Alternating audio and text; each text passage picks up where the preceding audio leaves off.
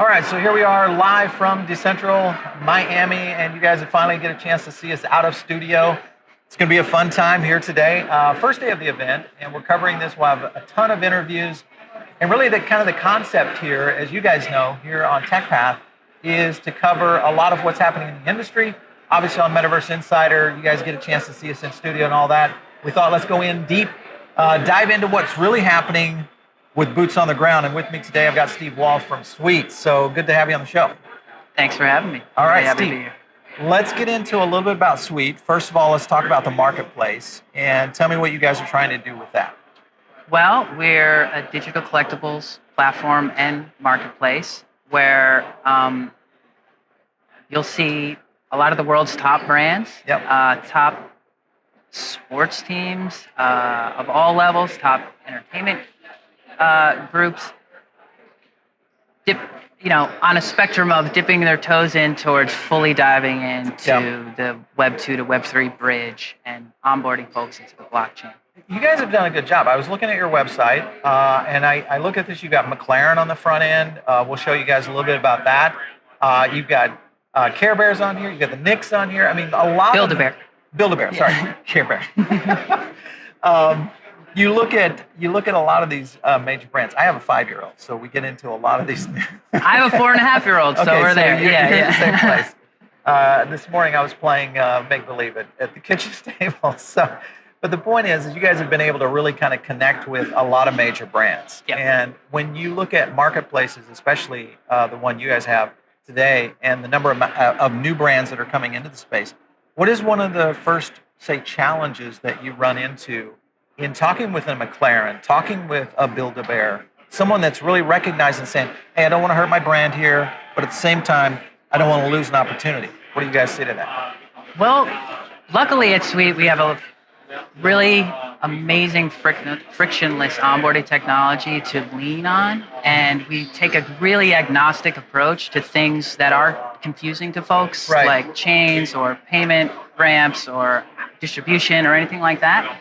So what we can do effectively is just meet them exactly where they are. Yeah. And the brand is the first way of doing that. Like you like this brand, you're at this Knicks game, or you're at this All-Star event, or you're at this British GP race. You're already here. We have this exciting thing that is a path to a deeper connection with your brand. Mm-hmm. It's as simple as scanning that QR. Do you have an email, or it's receiving a link via email, signing up? Like, my 5-year-old doesn't have one yet, but could have an NFT in about 3 clicks in 2 seconds on my phone. I'm sure he'll try and figure out that shortly. Well, I think, when we get this into, and we've talked to a lot of gaming companies here on the show, we've had a chance to really dive in not only the dev side of things, but also into the creative side. And I have a lot to ask you about that. But before we get going on to that, I want to get your opinion on kind of this tug of war right now that's happening for royalties. And you look at a lot of the marketplaces who are shifting, kind of going with a little bit of the flow, but at the same time still running into what could be. And I think right now there's a decision being made that could kind of impact a lot of the future. Where do you guys stand in royalties and how that may play out in the next few years? Well, at the risk of putting my foot in my mouth on the technology side, I will say that we're not really. I think Sweet can enforce whatever is desired by the brands. Right, marketplace level, which is what people have talked about, versus saying smart go down to the smart contract level. Yeah, sure. Exactly. And even the smart contract level, again, risking putting my foot in my mouth, we have chain agnosticism. We have chains that are still being worked on and developed. A little bit of development opportunity there for some absolutely. of those, especially the early chains. And I honestly think that if we're going in and believing in this blockchain decentralized scenario, it has to be able to accommodate both. It has to be able to allow for liquidity where needed. It has to be, and people can make the choices on their own.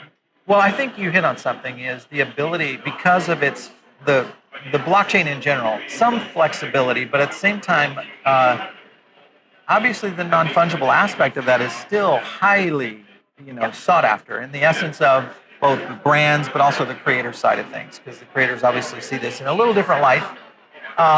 coming from the music industry, having produced a couple of records and like waiting for my royalty checks to come, I can say that like people will find a way to do what they want to do anyways, and the best way to ensure people doing the right thing by your brand is to incentivize them to do that. Yeah.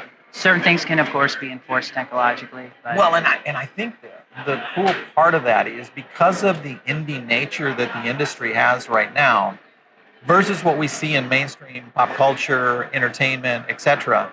The indies have a little bit of a different mindset. Yeah. So they're guiding what is right now a very early and nascent industry in a very similar mindset. So I think that does play into it for sure. Yeah, absolutely. It's up to the brand to decide on the strength they want to project or where they want to, allow their users to have the most fun and flexibility. How do you? Okay, so let's jump over to the McLaren site. So you guys did a pretty cool commemorative here on these digital collectibles. I'm just showing this on the website here. Awesome example of utility. What was the thing that McLaren looked at and said, all right, this is in alignment with our brand. We think there's something here in terms of the future. Do you feel like they're going to really go all in on this approach? I mean, McLaren's a pretty, I would say edgy concept when it comes in the automotive industry. Do you think they are going to take the marketing aspect they have before? Will they take that into Web3? I think that eventually Web3 for McLaren and everybody else is going to be just a natural extension of what their already brand is. It's not even like it's an evolution is almost like you're abandoning what's before it. Right. Yeah. An extension is sort of like you're just adding a new arm that you didn't even know was there. It's like a new branch of the tree. And then you're like, I dropped this one. Oh, that's pretty cool. I'm over here. And this bridge between Web 2 and Web 3 sort of mentality, it can be blurred in all the right ways. And also backed up, though, by the real technology. Yeah. And this is a great example of utility with McLaren going into a little step further. We had done several drops. We had broken out, sent people on a journey to collect pieces of a car. What all did you get? You had the race boost. You mentioned something about one of the test tracks. This was so cool. Like this was an example of meeting folks where they are. Mm-hmm. So this was at the British GP. There was scans that people can do at various places to collect a set. There was like a sweepstakes entry to where people could get tours. Yeah. A hot lap with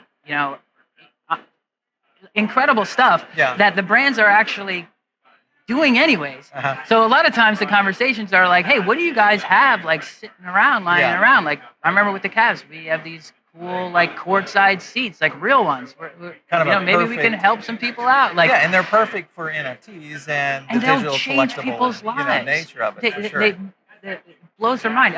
The first Knicks NFT release, I remember being there at Madison Square Garden, and somebody's great uncle's there with a flip phone. Like, I need to get these NFTs. How do I do it? Because my nephew, mentioned it, and I'm like, well, it's really easy. Just scan this. Do you have an email? You got it for him. You did it. Let's talk a little bit about legacy brands and the idea, because we've seen big moves here with Disney here recently, obviously with Iger's move back in. He is really kind of a metaverse forward thinker. He was what was one of his last acts when he left Disney was the patent and a lot of the royalty ideas that he was looking for Metaverse. Obviously, Chapek put in a lot of the early innovation that we're seeing, everything around Polygon and many of the incubator style startups. If you look at legacy brands out there, you guys did something with Build-A-Bear. I wouldn't call a legacy, but they're definitely a stalwart within the toy industry. A year ago, Macy's. Yeah, exactly. So that you could call them legacy. Yeah, legacy. Yes, legacy. What is the number one challenge you see with legacy brands today? What is kind of the problem, if there is one? Because either they're going to jump in quickly, or they're going to say, all right, let's take this in a little very slow process. I think the problems have shifted between 6 months, a year ago, and now. And the problem then seemed to be, everybody's making money. How do I do that too? So trying to catch it, yeah, catch the wave early or enough. it's like I'm gonna look like an idiot if I don't catch some of this wave. All right, do you get some people that say, okay, let's go in now because right now we can make mistakes and it's not going to hurt us. That's what I try and tell Yeah, people make them now every when day. it's not as dangerous. It's an odd thing. I have innovation in my title, but I need to like slow the roll of expectations and just say, hey, like we can get people to opt in to like to your data, to your brand. We can see where the tokens are with the most relevant folks all the time. We can always know who's the most interested in your brand. Right. So when you talk about things like KPIs, you can talk about direct revenue, you can talk about royalties, but you can also talk about how you are onboarding people into a sense of permanent engagement with your brand, and in a way that's like interoperable and can be commingled with other brands on a vibrant marketplace. When you're done with it, you can leave it to your kids. Unlike that movie I just bought on Prime last night. You know what I mean? Like it's a different like. So if you can ease folks into it, they'll get in the pool and see what they can do with it. And you know, that's it. That's an addictive part of it, at least for me. Yeah.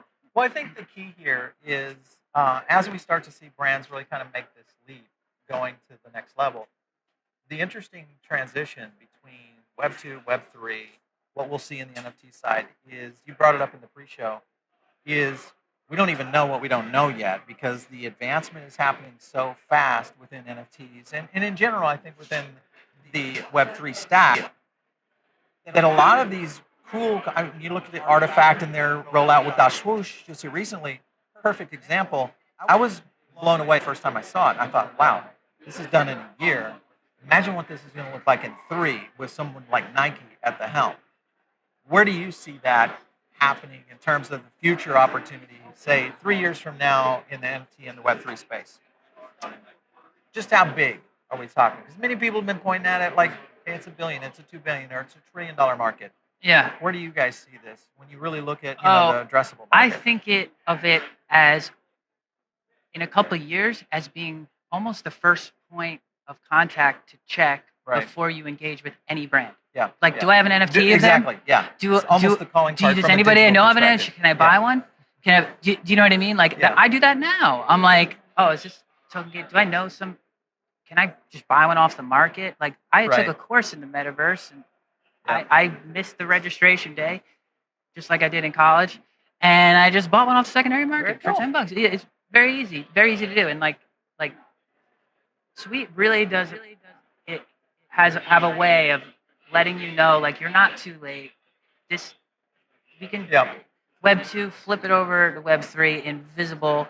Doesn't matter the chain, doesn't matter the payment methods that you use. I like it. Doesn't matter what you even need to use it for in the future. Very cool. Yeah. Very cool. Steve, it's been great having you on today. Awesome. Good luck over at Sweet. I think you guys are onto something. I like this multi-chain approach toward a lot of the marketplaces, but more intriguing to me, and this is the thing I think that makes the most sense from a standard of where NFTs and the Metaverse will be going, are these early stage partnerships. Because you guys are kind of setting the blueprint for what's going on in the market. You guys had Polygon, big success. others. We have, like, Kia's coming out with its third really interesting program with partnership with the NBA, and environmental causes are coming out.